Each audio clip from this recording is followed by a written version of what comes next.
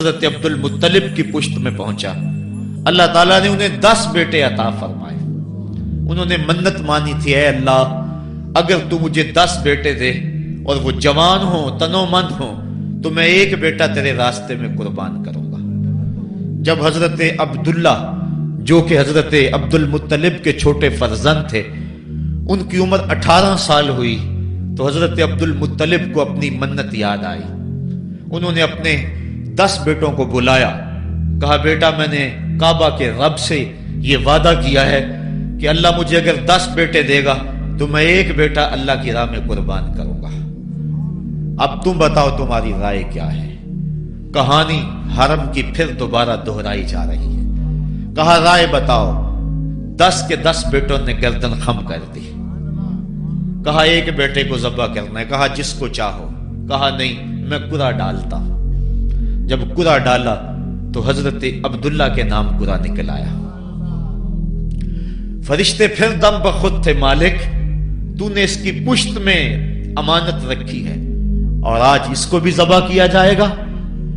کائنات پر پھر کوہرام مچنے لگا۔ حضرت عبد المطلب آستینے چڑھا رہے ہیں، ہاتھ کے اندر چھری ہے۔ یہ خبر پورے مکے میں پھیل گئی، سارے سردار دوڑے آئے۔ کہا عبد المطلب یہ رسم تو نہ ڈالو، اس کا ادا کرنا مشکل ہو جائے گا۔ کہا میں نے کعبے کے رب سے یہ منت مانی تھی اور اللہ نے وہ منت پوری کر دی۔ اب میں تو جب قرعہ نکالا تو میرے اس فرزند کے نام قرعہ نکل آیا، میں اس منت کو ہر صورت میں پورا کروں گا۔ لوگ اکٹھے ہو گئے، منت سماجت کر رہے ہیں، لیکن حضرت سیدنا عبد المطلب ہر صورت میں اپنی اس منت کو پورا کرنے کے لیے مصر ہیں۔ پھر کہا کہ حجاز کی حرافہ اس کے پاس چلتے ہیں اور جا کے اس کے سامنے یہ مسئلہ رکھتے ہیں۔ بعض نے لکھا کہ حجر کی کہنا کے پاس جاتے ہیں۔ با اختلاف روایات وہ حجاز کی حرافہ کے پاس پہنچے۔ جب اس کا پتہ کیا تو وہ خیبر میں تھی، تو اس کے پاس سارے سردار اکٹھے ہو کے گئے کہ اس طرح ہمارے سردار نے منت مانی تھی تو اب وہ بیٹے کو ذبح کرنے کے لیے تیار ہے، تو تم بتاؤ کس کے بارے میں ہمیں کیا کرنا چاہیے۔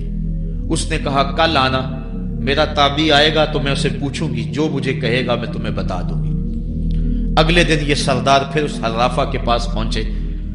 اس نے کہا کہ میرا تابعی آیا تھا، پہلے تم یہ بتاؤ کہ تمہارے ہاں کسی شخص کی دیت کتنی ہے؟ جو شخص مقتول ہو اس کی دیت قاتل کتنی دیتا ہے؟ انہوں نے کہا 10 اونٹ۔ کہا جاؤ پھر ایک طرف 10 اونٹ رکھو اور ایک طرف عبداللہ کا نام رکھو اور قرعہ ڈالو۔ اگر 10 اونٹوں کی طرف قرعہ نکل آیا تو 10 اونٹ ذبح کر دینا، اور اگر عبداللہ کی طرف نام نکل آیا پھر دوبارہ 10 اونٹ ادھر اور رکھنا، 20 رکھنا، اور اس طرح اونٹ 10-10 بڑھاتے جانا۔ جب قرعہ عبداللہ کے نام سے ہٹ کر اونٹوں کی طرف نکلا تو پھر اتنے اونٹ ذبح کر دینا۔ میرے تابعی نے یہی حل بتایا ہے۔ کہا ٹھیک۔ آئے اور آ کے ساری بات سنائی۔ 10 اونٹ ایک سمت رکھے گئے اور حضرت عبداللہ کا نام ایک سمت رکھا گیا۔ جب قرعہ نکالا تو حضرت عبداللہ کے نام نکلا۔ پھر 20 اونٹ رکھے گئے، پھر قرعہ نکالا تو حضرت عبداللہ کے نام نکلا۔ پھر 30 اونٹ رکھے گئے، قرعہ حضرت عبداللہ کے نام نکل رہا ہے۔ 40 اونٹ رکھے گئے، 50 رکھے گئے، 60، 70، یہاں تک کہ 100 اونٹ رکھے گئے۔ 100 اونٹ جب ادھر ہو گئے، اب قرعہ نکالا تو اونٹوں کے نام نکل آیا۔ سارے خوش ہو گئے کہ اب قرعہ اونٹوں کے نام نکل آیا، عبداللہ کی جان بچ گئی۔ لیکن حضرت عبد المطلب فرمانے لگے کہ میں ایسا نہیں کروں گا۔ کہا کیا کرو گے؟ کہا ایک مرتبہ نکلا ہے، 3 مرتبہ قرعہ ڈالو۔ اگر تینوں مرتبہ عبداللہ کے نام کی بجائے اونٹوں کے نام نکلا تو پھر میں سمجھوں گا کہ اللہ کی طرف سے یہی مرضی ہے، ورنہ میں اپنے بیٹے کی گردن پہ چھری رکھ دوں گا۔ اللہ اکبر! مکے کے اندر سردار بھی دعائیں مانگ رہے ہیں۔ اللہ اکبر! ام ایمن بھی دعا مانگ رہی ہے، مکے کے پربت دعائیں مانگ رہے ہیں، کائنات کا ذرہ ذرہ دعائیں مانگ رہے ہیں۔ قرعہ جب ڈالا گیا تو دوسری مرتبہ بھی قرعہ اونٹوں کے نام نکلا۔ اب تیسری مرتبہ جب قرہ ڈالا گیا تو ہر ایک کا دل دھڑک رہا ہے. حضرت عبد المطلب تیار ہیں. کہا اگر تیسری مرتبہ بھی قرہ اونٹوں کے نام نہ نکلا تو میں اپنے بیٹے کی گردن پہ چھری پھیروں گا، چونکہ میں نے کعبے کے رب سے منت مانی ہوئی ہے. جب تیسری مرتبہ قرہ ڈالا گیا تو وہ بھی اونٹوں کے نام نکلا. 100 اونٹ ذبح کر دیے گئے. حضرت عبداللہ جو کہ حضور کی امانت کے امانت دار تھے، ان کی زندگی محفوظ ہوئی. حضور علیہ السلام فرمایا کرتے تھے آنا ابن الذبیحین، لوگوں میں 2 ذبیحوں کا بیٹا ہوں. ایک ذبیح اسماعیل علیہ السلام ہے اور ایک ذبیح میرے والد حضرت عبداللہ رضی اللہ تعالیٰ عنہ. جلدی سے حضرت عبداللہ کی شادی کی گئی. حضرت آمنہ سلام اللہ علیہا آپ سے نکاح ہوا. شادی کو ابھی چند ماہ ہی گزرے تھے کہ حضرت عبداللہ رضی اللہ تعالی عنہ شام کی طرف تجارت کی غرض سے گئے. واپس جب مدینہ طیبہ پہنچے تو ان کی طبیعت خراب ہو گئی. تو وہ چند لمحے چند دن وہاں رک گئے. قافلہ بھی رکا لیکن طبیعت سنبھل نہیں رہی تھی. قافلے والے انہیں وہاں چھوڑ آئے اور واپس آ گئے. کچھ دنوں کے بعد خبر پہنچی کہ حضرت عبداللہ رضی اللہ تعالیٰ عنہ کا مدینے میں انتقال ہو گیا ہے. حضور علیہ السلام شکم مادر میں. فرشتوں نے کہا مالک تیرے نبی تو شکم مادر میں یتیم ہو گیا. اے اللہ تیرا نبی تو شکم مادر میں یتیم ہو گیا. آواز آئی آنا حافظہ و آنا ناصرہ و آنا کافلہ. تم کیوں پریشان ہوتے ہو؟ میں اس کی حفاظت بھی کروں گا، اس کی مدد بھی کروں گا، اس کی کفالت بھی کروں گا.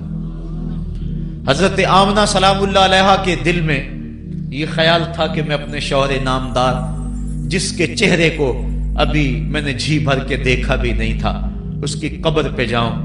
لیکن جو امانت تھی اس امانت کے تقاضے ان کو اس سفر سے روکتے رہے.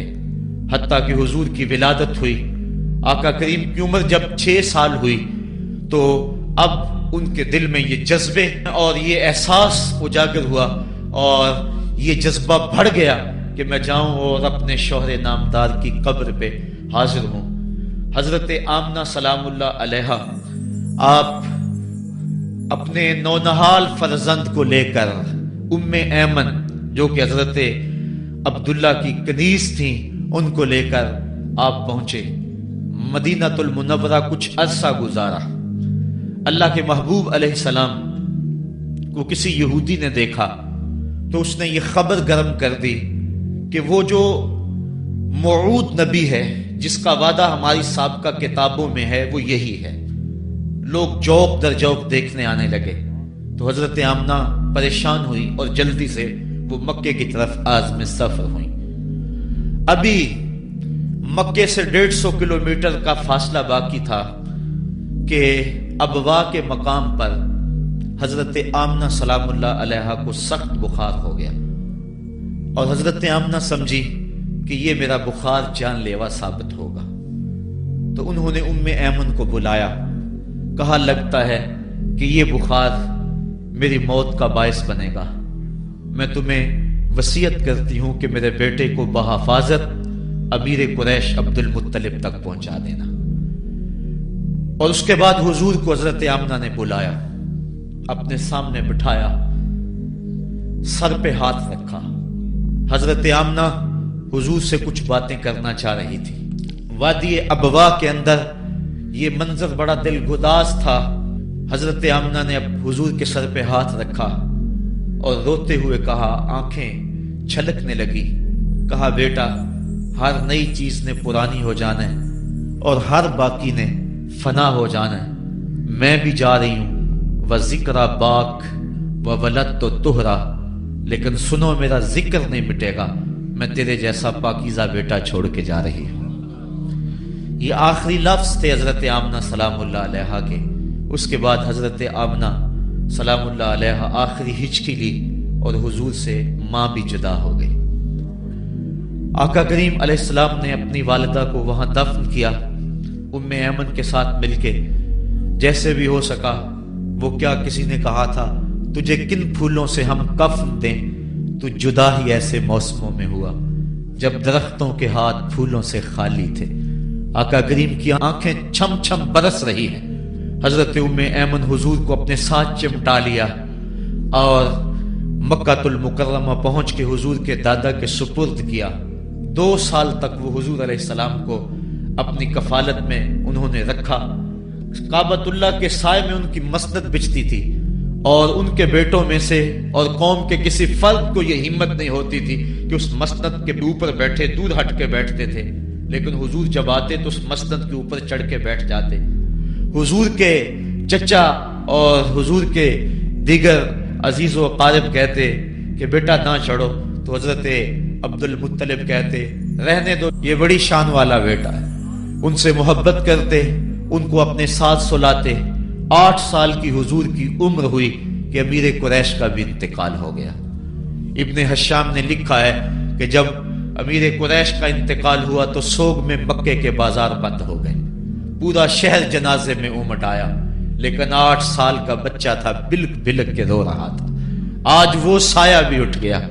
پھر چچا کی کفالت میں گئے اور انہوں نے جس انداز سے کفالت کی اور محبتوں کا ثبوت دیا وہ الفتوں کی ایک لمبی داستان ہے۔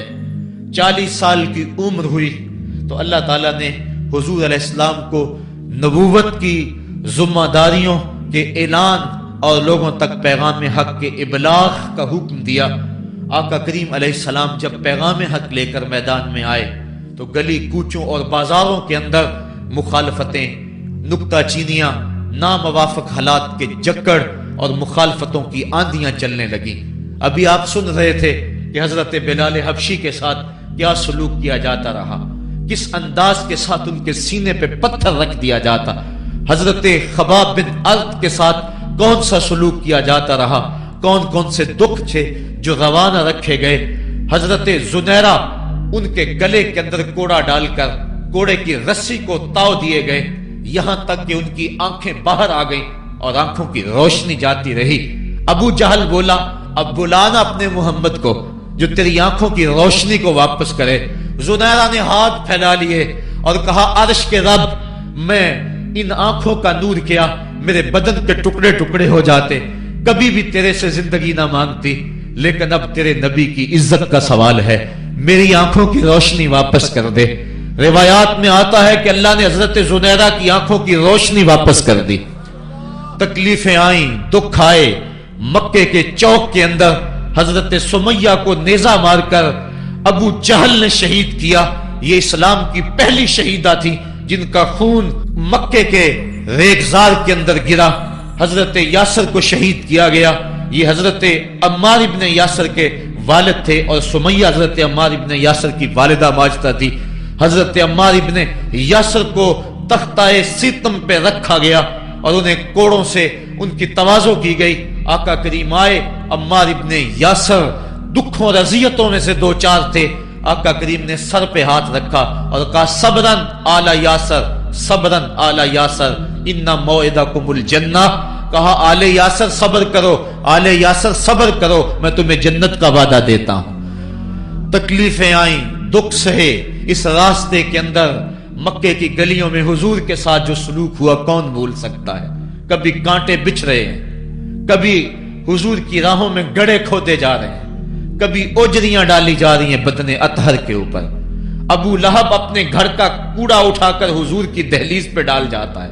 عقبہ بن ابی معیط حضور کے گلے کے اندر کپڑا ڈال کے اس کو تاؤ دیتا ہے۔ حضور فرماتے ہیں جتنے دکھ اس نے مجھے دیے کسی نے نہیں دیے۔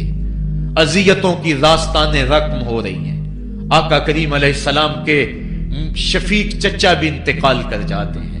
جب گھر آتے تو اپنی زوجہ حضرت خدیجۃ الکبریٰ سے دکھڑے کہتے، وہ بھی انتقال کر جاتی ہیں۔ اس سال کا نام عام الحزن رکھا جاتا ہے، دکھوں کا سال، مصیبتوں کا سال۔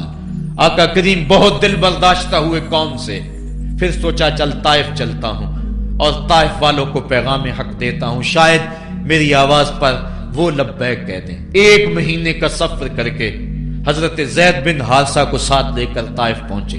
ان کے 3 سردار تھے، عبد یالیل بن عمر، حبیب بن عمر اور مسعود بن عمر۔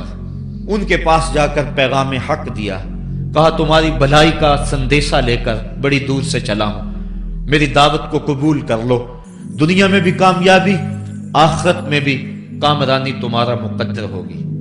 یہ دعوت پیش کی، انہوں نے کہا کہ ہم تمہاری دعوت کو مسترد کرتے ہیں۔ ایک بولا کہ اور کوئی زمانے میں بندہ نہیں تھا جس کو نبوت ملتی، تجھے ملنی تھی۔ کسی نے کچھ کہا، تانے دیے، دل دکھایا حضور کا۔ آقا کریم نے فرمایا اس فعلتم ما فعلتم فاکتموا علیہ، تم نے جو مجھ سے کہا سو کہا، تم نے جو میرے ساتھ سلوک کیا وہ تمہاری مرضی، اتنا میرے سے وعدہ کرو کہ یہ بات کہ میں تمہارے پاس آیا ہوں دعوت دین دینے کے لیے، تمہیں پیغام حق دینے کے لیے، اس کو پوشیدہ رکھو گے، مخفی رکھو گے، تاکہ مکے والے میرے دشمن ہیں، اور جب انہیں پتا چلا کہ طائف گئے ہیں تو وہ طائف والوں نے بھی دعوت قبول نہیں کی تو وہ تمسخر کریں گے، مجھے نشانہ تدہیق بنائیں گے، لہذا جو کہا سو کہا، اپنے اندر اس بات کو راز رکھو۔ انہوں نے کہا کہ ہم کیوں راز رکھتے پھریں؟ انہوں نے افشا کیا، بلکہ اوباشوں کے ہاتھوں میں پتھر دیے۔ حضرت ام المومنین سیدہ عائشہ صدیقہ رضی اللہ تعالی عنہ، محبوب کائنات، کہتی ہیں کہ ایک دن میں نے حضور سے پوچھا کہ آقا احد کے دن سے سخت دن بھی کبھی زندگی میں آپ پر آیا ہے؟ فرمایا ہاں عائشہ، جب طائف کے بازاروں میں تیری قوم نے مجھے پتھر مارے تھے تو یہ دن احد کے دن سے بھی سخت تھا۔ حضور فرماتے ہیں جب میں طائف سے باہر نکلا تو ان کے ہنڈے دو رویا کتاروں میں کھڑے تھے، ہاتھوں میں پتھر، اور میں درمیان سے گزرنے لگا تو وہ میرے پاؤں پہ پتھر مارتے، میں پاؤں اٹھا لیتا تو دوسرے پاؤں پہ پتھر مارتے، پھر میں شدت درد اور احساس کرب سے بیٹھ جاتا تو ان کے دو گنڈے آگے بڑھتے، مجھے کندھوں سے پکڑ کے اٹھاتے اور پھر مجھے پتھر مارتے۔ فرمایا اے عائشہ، یہ دن احد کے دن سے بھی سخت تھا جب تیری قوم نے طائف کے بازاروں میں مجھے پتھر مارے۔ آقا کریم علیہ السلام احد کے اندر جب حضور کے چچا شہید ہوئے، وہ دن بھی تاریخ اسلام کا دردناک دن ہے۔ آقا کے سر پہ پٹی بندھی ہوئی تھی، آنکھوں میں آنسو تھے، اور بار بار پوچھتے تھے ما فعل امی، میرے چچا کی بات سناؤ۔ جب بتایا گیا حضور حضرت حمزہ شہید ہو گئے ہیں تو آقا کریم ان کی لاش پہ گئے، دیکھا کہ ان کا پیٹ چاک ہے، ان کی ناک کاٹ دی گئی ہے، ان کی زبان کاٹ دی گئی ہے، ان کا دل نکال لیا گیا ہے، ان کی آنکھوں میں نیزے چبھوئے گئے ہیں اور ان کے کان کاٹ لیے گئے ہیں۔ آقا کریم کی آنکھوں میں اشک تھے، اور آقا کریم ما فعل امی، میرے چچا کا کیا ہوا؟ آقا کریم اپنی زبان پہ یہ لفظ لا رہے تھے، اور پھر جب حضرت صفیہ آئیں اور ان کے پاس دو کفن کے ٹکڑے تھے، دو کفن کے کپڑے تھے، جب حضرت امیر حمزہ کو کفن دیا جانے لگا، کہا 7 انصاری کی لاش پڑی ہوئی ہے، کہا انہیں بھی کفن دو، میرا حمزہ 2 کپڑوں میں اور اسے 1 کپڑا بھی نصیب نہ ہو، محمد عدل کرنے آیا ہے، انصاف کرنے آیا ہے۔ اب جب کپڑے پھیلائے گئے تو 1 کپڑا لمبا تھا، 1 کپڑا چھوٹا تھا۔ عرض کی حضور یہ جو بڑا کپڑا ہے یہ امیر حمزہ رضی اللہ تعالیٰ عنہ کو دے دیں اور چھوٹا انصاری کو دے دیں۔ کہا نہیں، میں انصاف کرنے آیا ہوں، قرعہ ڈال لو کس کے حصے میں کون سا کپڑا آتا ہے۔ اور جب قرعہ ڈالا گیا تو چھوٹا کپڑا حضرت امیر حمزہ کے حصے میں آیا اور بڑے کپڑے میں اس انصاری صحابی کو کفن دیا گیا۔ اب وہ کپڑا جب حضرت امیر حمزہ کا سر ڈھانپتے تھے تو پاؤں ننگے ہو جاتے، پاؤں ڈھانپتے تو سر ننگا ہو جاتا۔ آقا کریم فرمایا کپڑا سر کی طرف کر دو اور ازخر گھاس لے کر پاؤں کی طرف ڈال دو۔ اللہ کے محبوب علیہ السلام اس دن اتنے غم زدہ تھے کہ جب دوبارہ مدینے پہنچے تو حضور کو پکڑ کر خچر سے سواری سے اٹھا کر حضور کو جو ہے وہ نیچے رکھا گیا۔ سخت تکلیف میں تھے، دکھوں کی زندگی، طائف کے بازار، پھر مدینے کے اندر جب وہ ماحول آیا، خوبصورتیاں آ گئیں، روشنی آ گئیں، آسمان سے ہر دم نور اترنے لگا۔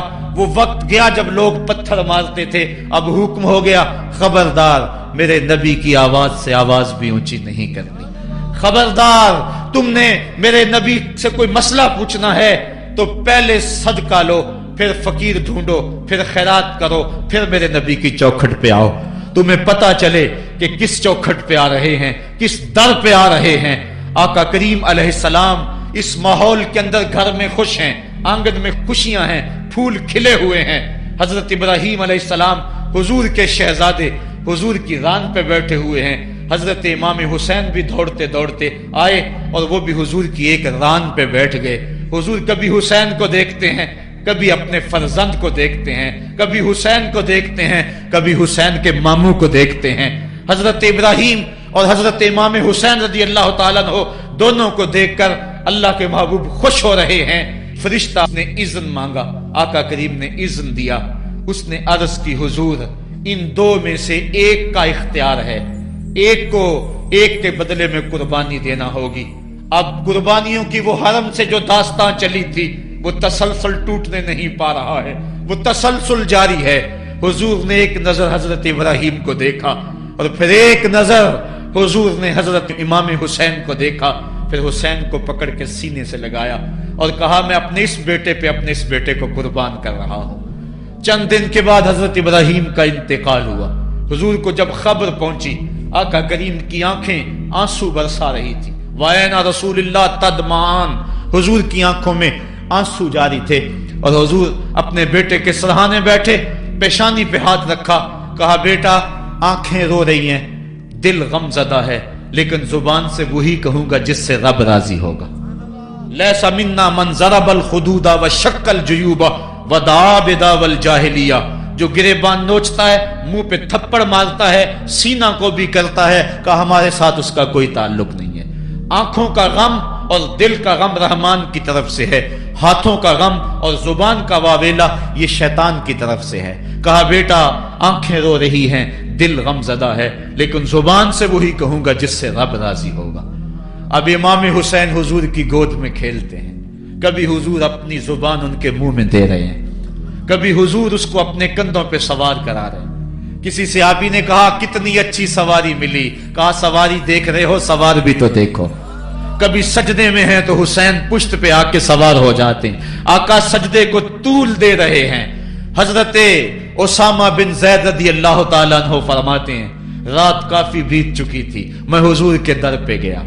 صحابہ حضور کے در پہ چوکھٹ پہ دستک نہیں دیا کرتے تھے، حضور کی چوکھٹ پہ لگ کے بیٹھ جاتے، آقا کریم اپنی مرضی سے آتے، صحابہ دکھڑا کہہ لیتے، کہانی کہہ لیتے، جو پوچھنا تھا پوچھ لیتے۔ لیکن اگر کبھی حالت ناگزیر ہوتی، کبھی ایمرجنسی حالات بنتے، تو صحابہ اپنی انگلیوں کے پوروں کے ساتھ حضور کے دروازے پہ دستک دیتے۔ کانت تکرہ ابواب النبی بالاظافر، اللہ اکبر۔ حضور تشریف لائے، حضور سے حاجت کہی۔ یہ 14ویں صدی کی مصیبت ہے کہ نبی سے مانگنا نہیں چاہیے، اگر نبی سے نہیں مانگنا تو کس سے مانگے؟ اور کون سی چوکھٹ ہے جس در پہ جھولی پھیلائیں؟ کون سا دوارہ ہے جہاں کشکول پھیلا کے کہیں کہ ہماری جھولی بھر دی جائے؟ اور جتنے بھی سہارے ہیں سبک کرتے ہیں، عزت نفس بڑھاتا ہے سہارا تیرا، ہر آسرا ذلیل کرتا ہے، نبی کا آسرا بندے کو سر بلند کرتا ہے۔ حضرت اسامہ بن زید کہتے ہیں میری حاجت پوری ہو گئی، لیکن میں نے کیا ماجرا دیکھا۔ جب حضور گفتگو کر رہے ہیں، دوران گفتگو اللہ کے محبوب کمبل اوڑھ کے یوں ہی آ گئے تھے، حضور کے دائیں بائیں سے حرکت کا احساس ہوتا ہے، جس طرح اندر کوئی چیز ہے۔ میری حاجت پوری ہوئی تو مجھ سے نہ رہا گیا، میں نے پوچھ لیا، میں نے کہا بندہ نواز یہ کیا ماجرا؟ آپ کمبل اوڑھا ہوا ہے اور اندر سے کسی کی حرکت کا احساس ہے۔ فکشفہ، حضور نے کمبل کو کھول دیا۔ فائز الحسن والحسین علی وارکیہ، تو ایک پہلو سے امام حسن لپٹے ہوئے تھے، ایک سے امام حسین لپٹے ہوئے تھے۔ کہا یہ میرے بیٹے ہیں، یہ میری بیٹی کے بیٹے ہیں، اے اللہ میں ان سے پیار کرتا ہوں، تو بھی ان سے پیار کر، اور جو ان سے پیار کرے میرے مالک تو اس سے بھی پیار کر۔ اور ایک دن فرمایا حسین منی وانا من الحسین، لوگو حسین مجھ سے ہے اور میں حسین سے ہوں۔ لمحے بیتتے گئے، پھر وہ جاں گداز لمحے بھی آئے جب صحابہ کی چیخیں نکل رہی تھی، جب مسجد نبوی اجڑ رہی تھی، جب حجرہ عائشہ کے اندر اللہ کے محبوب اپنے رب کے ہاں جانے کی تیاریاں کر رہے تھے، جب سیدہ فاطمہ کے لبوں پہ یہ لفظ تھے سبت علیہ مصائب لو سبت علی الارض سرنا لیالیا، میرے اوپر اتنی مصیبتیں پڑی، اگر یہ دنوں پہ پڑتی تو وہ بھی کالی راتیں بن جاتے۔ حضور علیہ السلام کا جب جسد اطہر اٹھا تو صحابہ کی جو حالت تھی وہ اس انداز سے کہ صحابہ کے کلیجے پھٹ رہے تھے، روحیں گداس ہو رہی تھی۔ ایک ہاتھ اٹھا کے دعا مانگ رہا تھا، اللہم اذہب بصری حتی لا ارا بعد حبیبی محمد احدا، اے اللہ مجھے اندھا کر دے، مجھے اندھا کر دے، مجھ میری آنکھوں کی بینائی اچک لے، تیرا محبوب تہے مزار چلا گیا، میں نے آنکھوں کی روشنی کو کیا کرنا ہے۔ وہ دن بھی آئے، حضرت سیدنا صدیق اکبر کا کلیجہ بھی پگھل رہا ہے، وہ بھی غم رسول میں رو رہے ہیں، صحابہ تڑپ رہے ہیں۔ وہ اونٹنی، غصبہ نامی اونٹنی جس پہ حضور سواری کرتے تھے، وہ حضرت فاطمہ کے دروازے کے اوپر سر رکھ کے رو رو کے مر گئی۔ جب محبوب نہیں رہے تو ہم نے جی کے کیا لینا ہے۔ کائنات اجڑ گئی، جہان میں جو ہے وہ ہر سمت اندھیرا ہی اندھیرا چھا گیا، لیکن روشنی کے ٹمٹماتے ہوئے چراغ آج بھی روشن ہیں، جن کو دیکھ کر مصطفیٰ یاد آتے ہیں۔ لوگ ان شہزادوں کو دیکھ لیتے ہیں اور حضور کی یاد کو تازہ کر لیتے ہیں۔ وقت گزرتا گیا، پھر وہ لمحے بھی آئے کہ جب حضرت امام حسن کو زہر دیا گیا اور آپ کا کلیجہ کٹ کٹ کے کئی سو حصوں میں باہر آیا۔ آپ سے آخری لمحے حضرت امام حسین نے پوچھا کہ میرے بھائی کوئی وصیت؟ کہا بیٹا کوفے والوں سے بچ کے رہنا، ان کے دغے سے بچ کے رہنا۔ لمحے بیت گئے، 60 ہجری کو یزید تخت نشین ہوا، تخت نشین ہو گیا تھا، لیکن اس نے یہ چاہا کہ حضرت امام حسین رضی اللہ تعالی عنہ میرے لیے بیعت کر لیں، اور اس نے مدینے کے گورنر ولید بن عقبہ کو خط لکھا، اور خط کا مضمون یہ تھا کہ امام حسین کو بلاؤ اور میرے لیے بیعت لو، اور اگر وہ بیعت نہیں دیتے تو اس خط کے جواب کے ساتھ ان کا سر بھیج دو۔ ولید بن عتبہ محب اہل بیت تھا، اس نے رات کی کافی تاریکی کے اندر حضرت امام حسین رضی اللہ تعالیٰ عنہ کو پیغام بھیجا۔ حضرت امام حسین نے حضرت عبداللہ ابن زبیر سے مشورہ کیا، انہوں نے کہا اس وقت گورنر کا بلانا خیر نہیں، صبح جائیں گے۔ آپ فرمایا نہیں میں بھی جاتا ہوں۔ کچھ سواروں کو ساتھ لیا، کہا تم باہر کھڑے ہو جانا دارالامارت کے، اگر میں آواز دوں تو تم دوارے پلانگ کے اندر آ جانا۔ ولید بن عتبہ کے پاس امام حسین پہنچے، آپ نے کہا کہ سناؤ کیا معاملہ ہے؟ تو اس نے کہا کہ یہ خط ہے جو یزید نے بھیجا ہے۔ آپ نے فرمایا کہ میں صبح بتاؤں گا۔ ولید بن عتبہ نے کہا ٹھیک ہے۔ امام حسین پلٹنے لگے تو مروان بن حکم جو پاس بیٹھا ہوا تھا گورنر کے، کہنے لگا یہ چلے گئے تو دوبارہ ہاتھ نہیں آئیں گے، اب موقع ہے، اب ان کو پکڑ لو اور ان سے زبردستی بیعت لے لو۔ یہ بات حضرت امام حسین کے کانوں میں پڑی، آپ پلٹے، نیام سے تلوار نکالی، حیدری کچھار سے محمدی شیر نکل آیا، اور حضرت امام حسین رضی اللہ تعالیٰ عنہ نے اس وقت جو جملے کہے، تاریخ کے اوراق کے اندر وہ جملے محفوظ ہیں۔ حضرت امام حسین نے کہا ایھا الامیر، اے امیر تو جانتا نہیں ہم کون ہیں؟ انا معدن الرسالہ و مہبط الوحی و مختلف الملائکہ، میں وہ ہوں جس کے گھر میں جبریل آتا تھا، ہمارے گھر میں وحی اترتی رہی ہے۔ وَيَزِيدُ بْنُ الْمُعَاوِيَةِ رَجُلٌ فَاسِقٌ فَاجِرٌ قَاتِلُ النَّفْسِ مُعْلِنٌ بِالْفِسْقِ شَارِبُ الْخَمْرِ وَمِثْلُنَا لَا يُبَايِعُ، کہا اور یزید شرابی ہے، یزید مسلمانوں کا قاتل ہے، یزید فاسق مولن ہے، اے امیر میرے جیسا شخص چھپ کر بیعت نہیں کر سکتا۔ اللہ اکبر۔ حضرت امام حسین نے جب یہ بات کہی، جو باہر لوگ کھڑے تھے وہ بھی چاقو چوبند ہو گئے۔ اس نے کہا حضور آپ جائیے۔ مروان مشورے دیتا رہا، لیکن حضرت امام حسین کو گورنر مدینہ نے کہا کہ آپ جائیے۔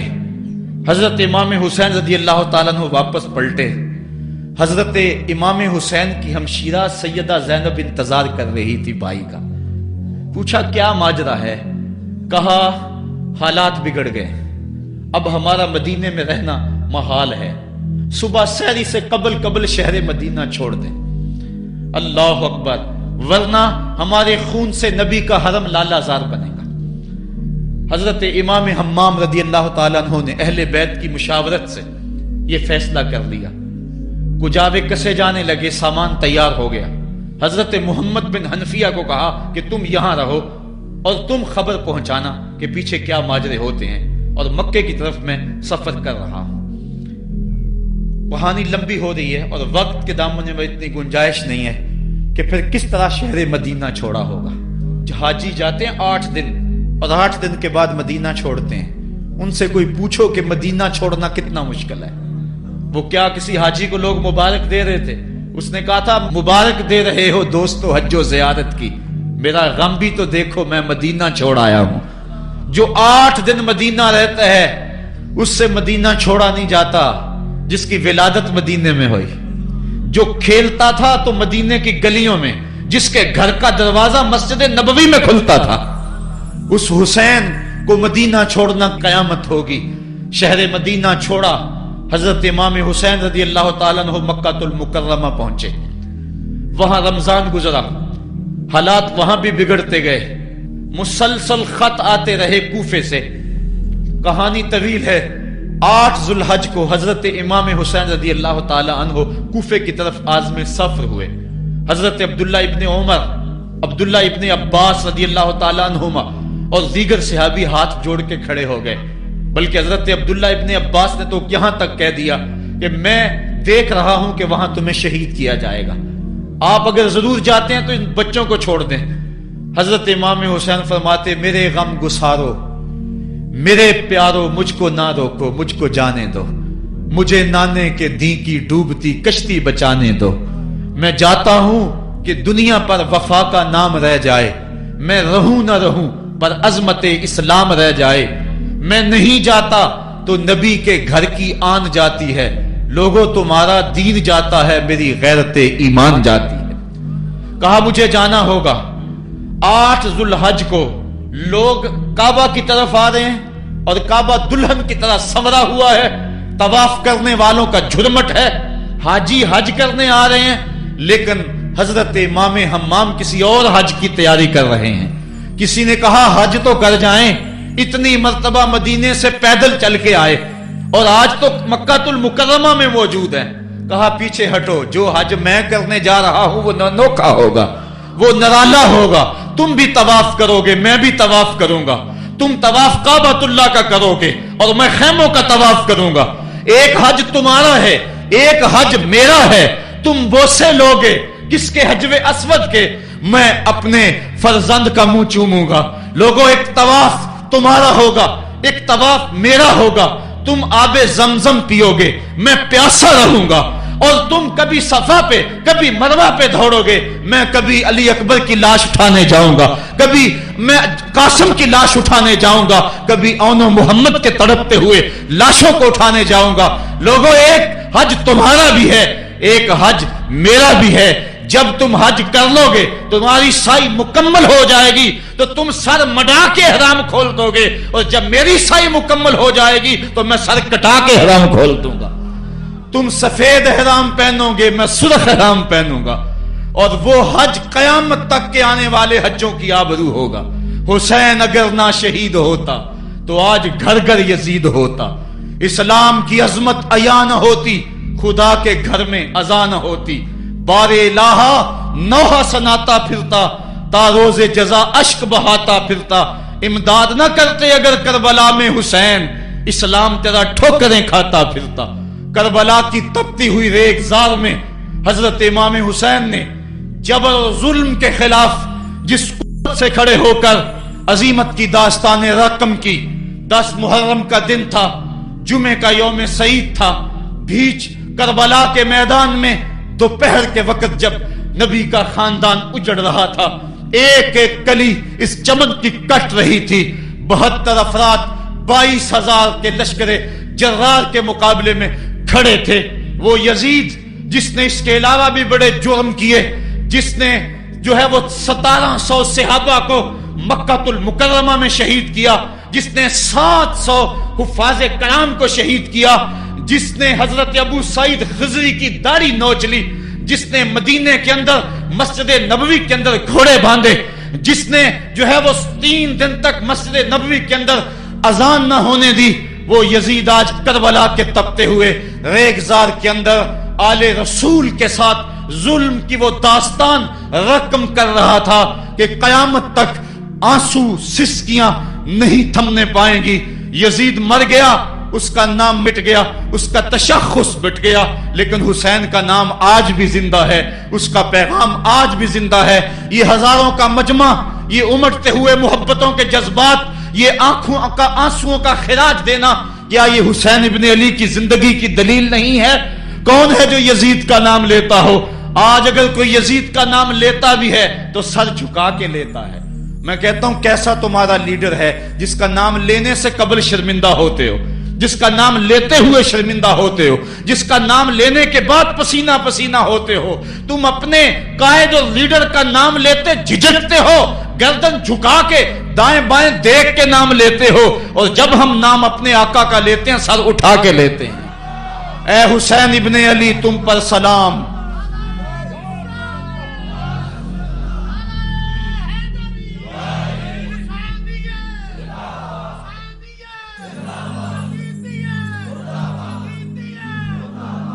صاحبو، کربلا کا تپتا ہوا منظر ہے، اتنے دکھ آ گئے۔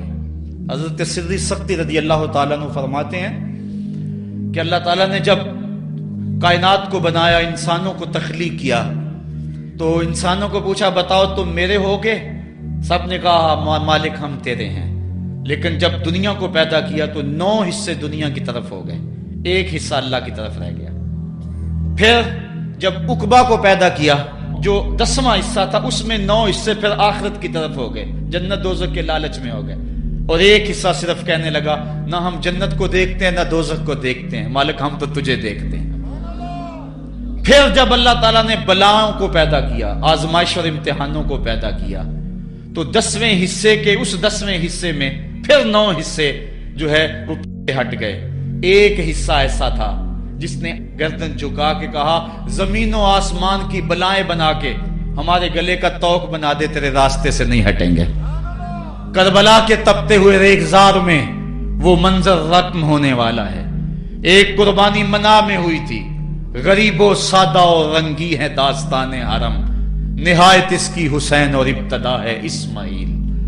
وہاں دمبا آ گیا، آگے 100 اونٹ آ گئے، اور آج اللہ اکبر، حضرت امام حسین کربلا کے تپتے ہوئے ریگزار میں 22,000 کے لشکر کے سامنے کھڑے ہیں۔ کہا لوگو میرا حق پہچانو، میرے خون سے اپنے ہاتھ نہ رنگو، مجھے پہچانتے ہو کہ میں کون ہوں؟ کہا لوگو جلدی نہ کرو، میرے حق کو پہچانو۔ اس وقت روئے زمین پر کسی نبی کی بیٹی کا بیٹا موجود نہیں ہے، لوگو میرے راستے سے ہٹ جاؤ اور میرے خون سے اپنے آپ کو ابدی بدبختیوں کا شکار نہ کرنا۔ بلکہ آپ نے نام لے لے کے فرمایا کہ اے زید بن حارث، اے ابن دبی، اے ابن جبیر، اے فلاں فلاں، نام لے کر کہا تم نے خود ہی خط لکھے تھے؟ انہوں نے کہا ہم خط نہیں لکھے۔ آپ نے وہ چمڑے کا تھیلا تھا اس کو الٹ دیا، کہا یہ تمہارے خط ہیں اور آج تم مکر گئے ہو۔ انہوں نے کہا کہ سیدھی بات ہے، یا تو بیعت کرو اور یا پھر مرنے کے لیے تیار ہو جاؤ۔ حضرت امام حسین نے کہا کیسی بات کرتے ہو، اگر میں نے بیعت کرنی ہوتی تو مدینہ کیوں چھوڑتا، اس جائے پناہ کو کیوں چھوڑتا؟ دولت کی تجوریاں کھول دی گئیں، پیشکشیں کی گئیں۔ حضرت امام حسین فرمایا یہ کبھی نہیں ہو سکتا، جس سے صرف حق ہی قبول ہو، یہی جس کا اصل اصول ہو، جو نہ بک سکے جو نہ جھک سکے، اسے کربلائیں ہی راز ہیں۔ پھر جبر کی آندھی چلی، ایک ایک کر کے جانثار راہ خدا میں قربان ہوتا گیا۔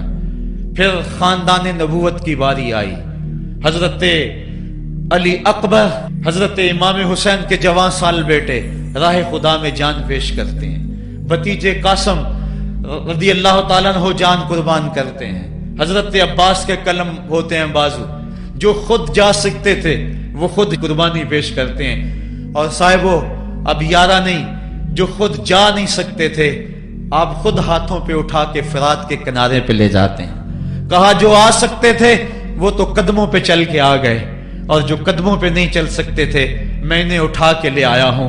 پھر ایک 2 شاخہ تیر ہلکے اصغر میں پیوست ہوتا ہے، خون چلو میں دے کر آسمان کی طرف اچھالتے ہیں، اور پھر اللہ کی بارگاہ میں عرض کرتے ہیں ربنا تقبل منا ھذا القربان، میرے مالک حسین کی یہ قربانی بھی قبول فرما لے۔ یہ کام آسان نہیں ہے، जिगर पारा हाथों में तड़प के ठंडा हो जाए और फिर भी सब्र का मुजाहरा किया जाए और अल्लाह की रिजा पे राजी हो जाए। अब हजरत इमाम हुसैन रजी अल्लाह ताला अन्हु तन्हा रह गए, एक एक को रुखसत कर रहे थे शहादत का दूल्हा बनाकर, लेकिन अब इमाम हुसैन को रुखसत करने वाला कोई मौजूद नहीं है। आप घोड़े पे सवार हुए, मैदान करबला की तरफ फेर लगाई। खेमे के अंदर जो खवातीन थी वो जानती थी जो इस रास्ते गया फिर पलट के नहीं आया, उसकी लाश हजरत इमाम अपने कंधों पे उठा के लाए हैं। अब इस हुसैन इब्ने अली की लाश कौन उठाएगा? कहा सबने के हुसैन ना चाहिए, कहा मैं नाने के दीन के लिए जा रहा हूं। मैदान अमल में गए, तेगे बरा चमकी, लोगों के सर काट रही है, आवाज आ रही है ये कौन जी वकार है, बला का शाह सवार है, लिबास है फटा हुआ, गुबार से अटा हुआ, लख्त लख्त कटा हुआ, फिर भी है डटा हुआ, तमाम जिसमें नाजनी छिदा हुआ कटा हुआ, फिर भी है डटा हुआ, ये नबी का नूरे ऐन है, ये बिल यकीन हुसैन है। हुसैन इब्ने अली ने करबला के तपते हुए रेगजार के अंदर वो अजीमत की दास्ताने रकम की और फिर बोछार तीरों की, एक तन्हा सैयद ज़ादा और हजारों तीर चारों समत से उनके ऊपर बरसने लगे। किसी ने नेजा मारा, किसी ने तीर मारा। जब हजरत इमाम हुसैन घोड़े की जीन से नीचे उतरे तो उस वक्त आपके बदन पर 33 जख्म तलवारों के थे, 34 नेजे के अनिया आपके जिस्म के अंदर खुबी हुई थी। और मुहतात रिवायात के मुताबिक जब बाद में आपका पैराहन उतारा गया तो उसके अंदर 113 सुराख तीरों के निकले और वो तीर जिस्म में पैवस्त थे। और जब घोड़े की जीन से फर्शे जमीन पर गिरे, लगा जिस तरह रेहल से कुरान गिर गया हो। हजरत इमाम हुसैन रज़ी अल्लाह ताला अन्हो जब घोड़े की जीन से फर्शे जमीन पर गिरे तो वो जो तीर जिस्म में खुबे थे वो और पैवस्त हो गए, खूने मुश्कबू रेत के जर्रों पे बहने लगा। गोया इस्लाम का दिल धरती के ऊपर है, कायनात राशे में आ गई, करबला की धरती का कलेजा कांप रहा है। हजरत उम्मे सलमा को हुजूर ने करबला की मिट्टी दी, कहा जब ये खून बन जाए तो समझ लेना कि मेरा हुसैन शहीद कर दिया गया है। वो मदीने के अंदर ख्वाब देखती हैं कि आका करीम अलैहिस्सलाम दाढ़ी मुबारक के अंदर गर्द मुबारक पड़ी हुई है और बाल उलझे हुए हैं, घबरा के उठ खड़ी हुई कि क्या माजरा है। और जल्दी से उस शीशी को देखा तो वो शीशी का जो मिट्टी रखी हुई थी वो खून बन गया था। और आपने कहा अहले मदीना सुन लो, हजरत इमाम शहीद कर दिए गए हैं। इधर इमाम हुसैन खून और खाक के अंदर तड़प रहे हैं और आपके जिस्म नाजुक पर बर्छियों, तेगों और तलवारों के साथ जो है वो लोग वार कर रहे हैं। सनान बिन अंस नखी आगे बढ़ा लेकिन सर काटने की हिम्मत ना पड़ी, उसने नेजा मारा और आपके गले के करीब वो नेजा पार कर गया और खून का फवारा फूटा। जरा बिन शुरैक ने आपकी पेशानी पे नेजा मारा, आप घबरा के गिरे, उठे और फिर गिर गए और फिर आपने अपनी पेशानी सजदे में रख दी। अपना खून जो था वो चेहरे पे मल लिया। हुसैन ने सुर्ख रंग के खून का जो खजाब था वो अपने दाढ़ी पे लगा लिया कि कल मैं अपने नाना को ये रंगत भी दिखाऊंगा। हरम की वो दास्तां जो मना से शुरू हुई थी आज उसकी तकमील हो रही है। वो गरीब और सादा और रंगीन दास्तां हजरत इमाम हुसैन रकम कर रहे हैं। खून से दाढ़ी रंग गई और आपके माथे के ऊपर ज़रा बिन शुरैक ने वो जो नेजा मारा था उससे आप संभल न सके, उठ के फिर नीचे गिरे, पेशानी को सजदे में रखा और सजदे में रख के अल्लाह की वारगाह में आखिरी लफ्ज जो मेरे इमाम की जुबान से निकले दिलों की तख्तियों पे नोट कर लो और देखो।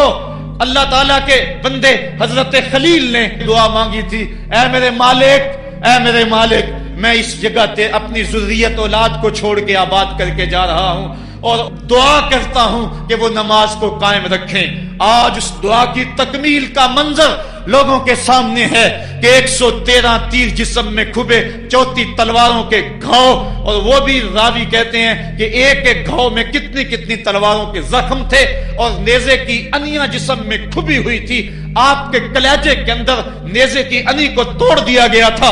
इस मौके पे हजरत इमाम हुसैन रज़ी अल्लाह ताला अन्हु ने अपने आप को संभाल के पेशानी को रेत के ऊपर रखा और अल्लाह की बारगाह में आखिरी लफ्ज हजरत इमाम हुसैन के लबों पे जो मचले, खून निकल रहा था اور خولی بن یزید آگے بڑھ کے سر انور کو جدا کرنے کی تیاریاں کر رہا تھا.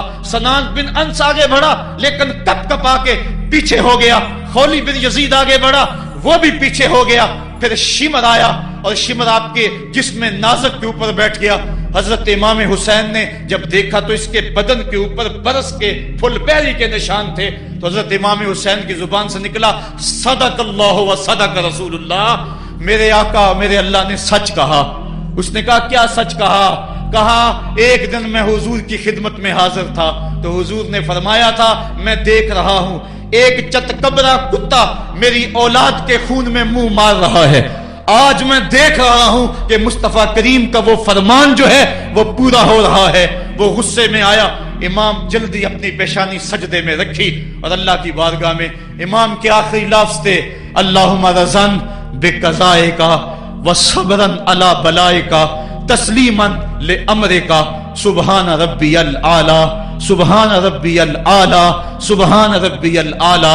مالک بھائی بیٹے بھتیجے بھانجے جانثار آیان و انصار سب کچھ لٹا کے عباس کے بازو کٹا کے جو جا سکتے تھے انہیں بھیج کے, جو جا نہیں سکتے تھے خود اٹھا کے لے جا کر کے عباس کے بازو قلم کروا کے یہ خیمے کے اندر بچیاں یتیم ہو گئی ہیں, سہاگ اجڑ گئے ہیں. میرے مالک سب کچھ لٹا کے نبی کا گھر اجڑ گیا, ایک ایک پتی گر گئی. جن کو بلایا گیا تھا آج ان کی میزبانی تیروں تلواروں اور نیزوں سے ہوئی. لیکن مالک تو دیکھا میری زبان پہ ہائے نہیں آئی, میں نے اف تک نہیں کی, زخم پہ زخم کھا کے جی, خونے جگر کے گھونٹ پی, آہ نہ کر لبوں کو سی. یہ عشق ہے, یہ دل لگی نہیں, یہ محبت ہے. یہاں لوگ مصلوب بھی ہوتے ہیں, یہاں لوگ سولی بھی چڑھتے ہیں.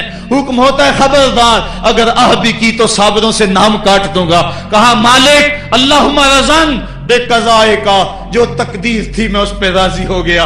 وصبرن علی بلائے کا, مالک تو نے دیکھا میں نے صبر بھی کیا. تسلیما لامرے کا, مجھے مالک اعتراض بھی کوئی نہیں, جو تیرا حکم تھا میں نے اس کو تسلیم بھی کر لیا. سبحان ربی الاعلی, مالک تو بڑا ہے, تو بڑا ہے. حسین سب کچھ لٹا کے, بچے کٹا کے, بازو کٹا کے, گھر اجاڑ کے مالک تیری بارگاہ میں حاضر ہو رہا ہے, اور اتنا کچھ کرنے کے باوجود بھی تیرے پہ راضی ہے. میرے مالک تو بھی بتا, تو بھی حسین پہ راضی ہوا ہے یا کہ نہیں ہوا ہے؟ تو بھی حسین پہ اب راضی ہوا ہے کہ نہیں ہوا؟ آواز آئی, اس پیاسے پر علی شیر خدا کو ناز ہے, اس نواسے پر محمد مصطفیٰ کو ناز ہے. اوروں نے بھی سجدے کیے پر اس کا عجب انداز ہے, اس نے وہ سجدہ کیا جس پر خدا کو ناز ہے. اے حسین ابن علی تم پر سلام, میرے ساتھ مل کے کہہ دو, اے حسین ابن علی تم پر سلام, اے حسین ابن علی تم پر سلام. یہی وقت تھا جب خاندان نبوت لٹ رہا تھا, دوپہر کا وہی سما, وہی لمحے. ان ہواؤں کو ہاتھ جوڑ کے کہو ہمارا سلام کربلا والے آقا کے حضور پہنچا دے, اور عرض کرو اے حسین ابن علی تم پر سلام, نازش آل نبی تم پر سلام, تم پہ لاکھوں رحمتیں لاکھوں سلام.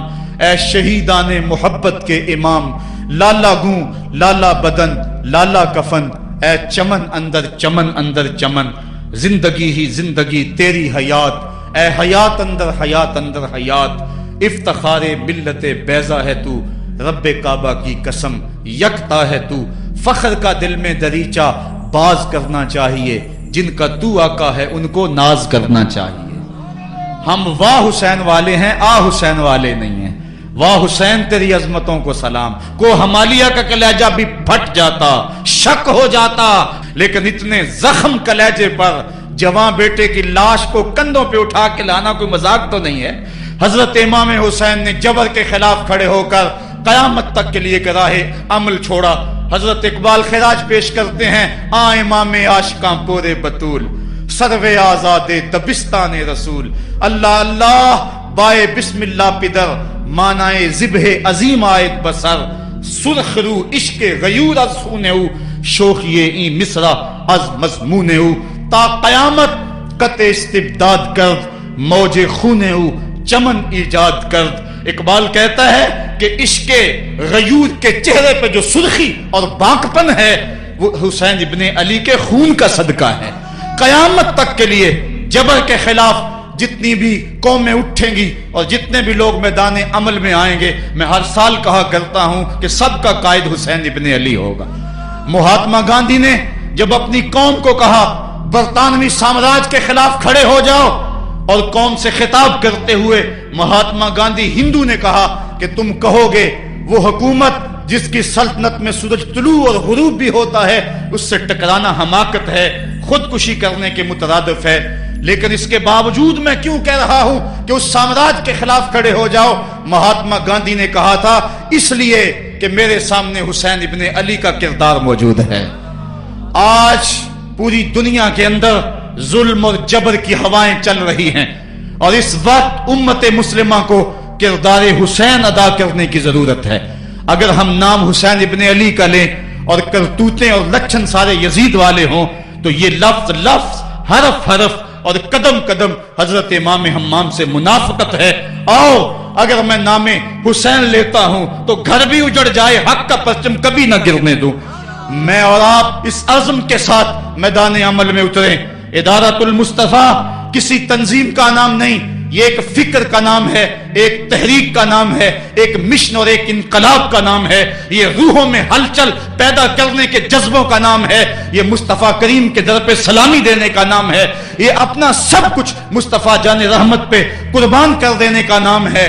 آؤ ادارۃ المصطفیٰ کے پلیٹ فارم پہ آپ میدان عمل پہ نکلیں۔ حضرت امام حسین نے اسلام کے گرتے ہوئے پرچم کو تھام لیا اور جبر کی آندھیوں کے مقابلے کے اندر بھی اس پرچم کو خم نہیں ہونے دیا۔ آج میں اور آپ ان کا مشن، ان کی فکر لے کر میدان عمل میں نکل آئیں، قرآن کا پھریرا بنا کر، قرآن کا پرچم ہی سینوں میں تھام کر، اہل بیت کی محبت اپنے سینوں میں لے کر میدان عمل میں نکلیں اور قرآن کی دعوت گھر گھر دیں۔ اور اب رکنا نہیں، اب تھمنا نہیں، فردوس میں جا کے دم لینا، آفاق کے ہر ہر گوشے میں قرآن سنا کے دم لینا۔ اب یہ اٹھنے والے قدم آگے بڑھتے رہیں۔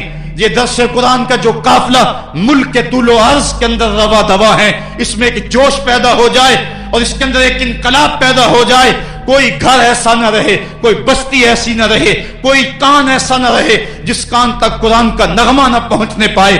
ادارۃ المصطفیٰ کے جوان سال مبلغ گلی گلی کوچے کوچے پھیل جائیں، اور جو داعی ہیں، دعوت دینے والے ہیں، اگر وہ خود پیغام پہنچا سکتے ہیں تو اشہد بلال عند اللہ اشہد، بلال کی اشہد بھی اللہ کو قبول ہے۔ وہ ٹوٹے پھوٹے لفظ لے کر میدان عمل میں نکل آئیں، ورنہ وہ سیڈیز لے لیں، وہ اور کتب لے لیں، وہ دین کا نعرہ لے لیں، وہ پیغام حق لے لیں، اور گلی گلی کوچا کوچا اسوہ شبیری اور نام حسین کی دہائی دیتے چلے جائیں۔